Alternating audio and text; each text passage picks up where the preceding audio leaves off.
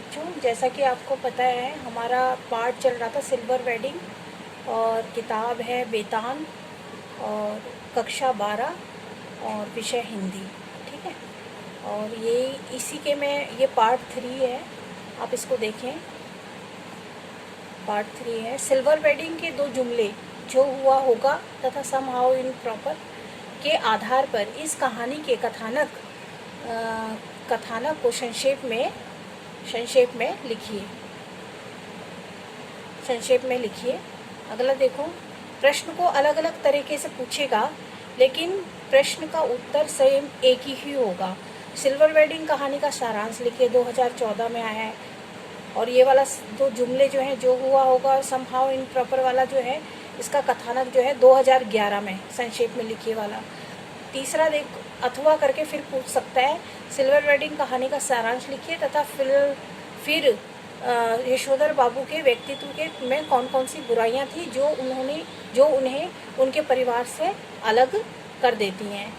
और फिर इस तरीके से भी प्रश्न पूछ सकता है, सिल्वर वेडिंग कहानी में प्रयुक्त समहाउ इन प्रॉपर तथा जो हुआ होगा वाक्यांश के विषय में प्रभावी असर उत्पन्न करते हैं, स्पष्ट कीजिए। 2012 में पूछा गया है। फिर देखो, इस तरह से भी पूछ सकता है, अपने परिवार की किन बातों को यशोधर बाबू अनुचित समझते हैं। फिर उत्तर एक ही होगा जो मैं आपको बता रही हूँ, उत्तर इसी तरह से लिखा जाएगा। यशोधर बाबू अपने घर की संपन्नता में भी उदास व निराश क्यों थे, 2010 और 2013 में पूछा गया। उत्तर देखो बच्चों, ये जो कहानी है सिल्वर वेडिंग मनोहर श्याम जोशी द्वारा लिखी गई है और इस कहानी में जो है वर्तमान समय में जिस स्थिति से मनुष्य गुजर रहा है या हमारा समाज गुजर रहा है, उस स्थिति को इस कहानी में दर्शाया गया है। एक कहानी की प्रासंगिकता सदियों तक बनी रहती है, ये बिल्कुल सच है। और आज का समाज कुछ ऐसा ही हो रहा है, इसमें यथार्थ का चित्रण है। देखिए, सिल्वर वेडिंग में जो हुआ होगा जुमला अनेक बार प्रयुक्त हुआ है। ठीक है, यह पहली बार तब आता है जब यशोधर बाबू किशनदा के किसी जाति भाई से उनकी मृत्यु का कारण पूछते हैं। उत्तर में जाति भाई कहता है जो हुआ होगा। आशय यह है कि अविवाहित किशनदा के संबंध में उनके जाति भाई इतने उदासीन थे कि उनकी मृत्यु किस कारण हुई यह भी जानने की आवश्यकता न समझी। जो हुआ होगा में वो हर स्थिति को स्वीकार करते हैं, अर्थात किशनदा की मौत कैसे हुई, क्योंकि वो अविवाहित थे, उनके परिवार में ना पत्नी थे ना बच्चे, कुछ भी नहीं थे। तो उनके गांव जो उनके रिश्तेदार थे उन्होंने यह भी नहीं सोचा कि वो किस कारण से उनकी मौत हुई, यह भी जानने की उन्होंने ज़रूरत नहीं समझी। यशोधर बाबू अपने संघर्ष के दिनों को याद करते हैं, किस तरह मैं मैट्रिक पास करके दिल्ली आया था। दिल्ली आने पर उन्हें किशनदा ने अपने घर में शरण दी थी, नौकरी न लगने पर अपने घर में रखा तथा कुछ खर्चा भी दिया। अतः यशोधर बाबू के आदर्श किशनदा थे। वे उनके साथ ही रहते थे तथा उनके व्यक्तित्व के निर्माण में किशनदा ने महत्वपूर्ण भूमिका निभाई थी। अगला देखो, यशोधर बाबू और किशनदा का कैसा संबंध था। यशोधर बाबू के जीवन में किशनदा का स्थान गुरु जैसा था। हर कठिन समय में किशनदा ने यशोधर बाबू का साथ दिया था। यशोधर बाबू ने जब संध्या पूजन में कुछ अधिक देर लगाई, क्योंकि वे चाहते थे कि अधिकांश मेहमान उठकर चले जाएं, क्योंकि यशोधर बाबू के घर में क्या हो रहा है, सिल्वर वेडिंग का पार्टी का आयोजन हो रहा है, लेकिन वो मेहमानों के सामने नहीं जाना चाहते और वो संध्या पूजन का बहाना करके वहाँ पर पूजा के लिए आ जाते हैं। तो यशोधर बाबू जब संध्या पूजन में कुछ ही अधिक देर लगाई, क्योंकि वे चाहते थे अधिकांश मेहमान उठकर चले जाएं, तभी मैं उठूं। आज पूजा के समय किशनदा ने उन्हें दर्शन दिए। यशोधर बाबू उनसे पूछते हैं, जो हुआ होगा से आप कैसे मर गए। किशनदा से वो सपने में उनको दर्शन दिए और वो पूछ रहे हैं किशनदा से कि जो हुआ होगा से आप कैसे मर गए। किशनदा ने बताया। भाऊ, भाऊ मतलब बच्चे, मेरे बच्चे, भाऊ मतलब बच्चे, ये कुमाऊनी में बोलते हैं, उत्तराखंड में बोलते हैं ऐसे, भाऊ मतलब बच्चे। सभी जन इसी जो हुआ होगा से ही मरते हैं, शुरू में आखिरी में सब अकेले ही होते हैं। बिल्कुल सही बात है, अकेले ही होते हैं। अपना कोई नहीं ठहरा दुनिया में, बस अपना नियम अपना हुआ। तब यशोधर बाबू अचानक आंखें खोल देते हैं। तब उनकी पत्नी जो है उनको बोलती है, इतनी देर क्यों लगा दी है? तो फिर वो एकदम से उनकी आँख खुलती है, तो वो देखते हैं कि मैं सपना देख रहा हूँ। तब यशोधर बाबू का एक तकिया कलाम भी है, जब उन्हें कोई चीज़ समझ में नहीं आती या नापसंद होती है तो उसको समहाउ इम्प्रॉपर करके वो बताते हैं। जैसे कि यशोधर बाबू का ये तकिया कलाम ही है, वो इस इसको बार बार प्रयोग करते हैं जब उनको कोई बात समझ नहीं आती या जब उन्हें कोई अजीब सी बात लगती है। वे सिद्धांतवादी व्यक्ति हैं, उन्हें जब कुछ अनुचित लगता है तब अचानक उनके मुंह से ये शब्द निकल जाते हैं। कहानी में जो इसके नायक हैं वो आपको पता ही है, ऑफिस में सेक्शन ऑफिसर हैं और इनका शॉर्ट नेम वाईडी पंत है, जिनका पूरा नाम यशोधर पंत है।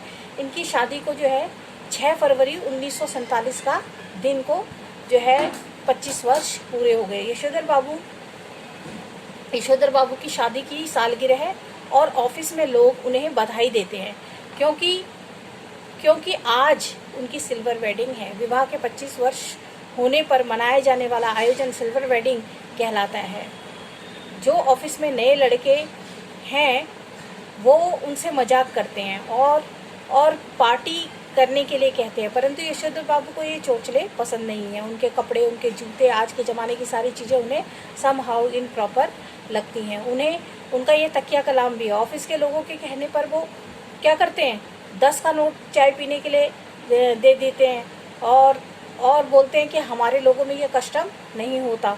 उस पर इंस्टिंक्ट करते हैं, यानी कि रिक्वेस्ट करते हैं, काइंड ऑफ रिक्वेस्ट कहते हैं दैट समहाउ इम्प्रॉपर फाइंड करता हूँ, देखता हूँ चड्ढा ने 10 रुपये को समहाउ इम्प्रॉपर फाइंड रुपए लेकर चपरासी को दे दिए। उन्हें हाथ पसारा और कहा कि 20 रुपये बिना काम नहीं चलेगा। उन्होंने पैसे दिए और पार्टी के लिए स्वयं इसमें शामिल नहीं हुए। तब उन्होंने 20 रुपये और दे दिए, लेकिन वो पार्टी में शामिल नहीं हुए। यशोधर बाबू कार्य से लौटते हुए रोज़ बिरला मंदिर जाते हैं। मंदिर से उठकर यशोधर बाबू पहाड़गंज जाते हैं और घर के लिए साग सब्जी खरीद के लाते हैं। किसी से मिलना हो तो वह इसी समय कर लेते हैं। वे घर 8 बजे से पहले नहीं पहुंचते, चाहे ऑफिस से वो कितनी ही जल्दी क्यों ना छूट जाए। 5:30 बजे उनकी छुट्टी हो जाती है, लेकिन वो घर कितने बजे पहुंचते हैं? 8 ही बजे पहुंचते हैं।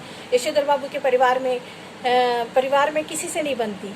यही कारण है कि रोज़ 8 बजे तक घर पहुंचते हैं। यशोधर बाबू का परिवार कैसा है मैंने पहले ही बताया। यशोधर बाबू का बड़ा लड़का प्रसिद्ध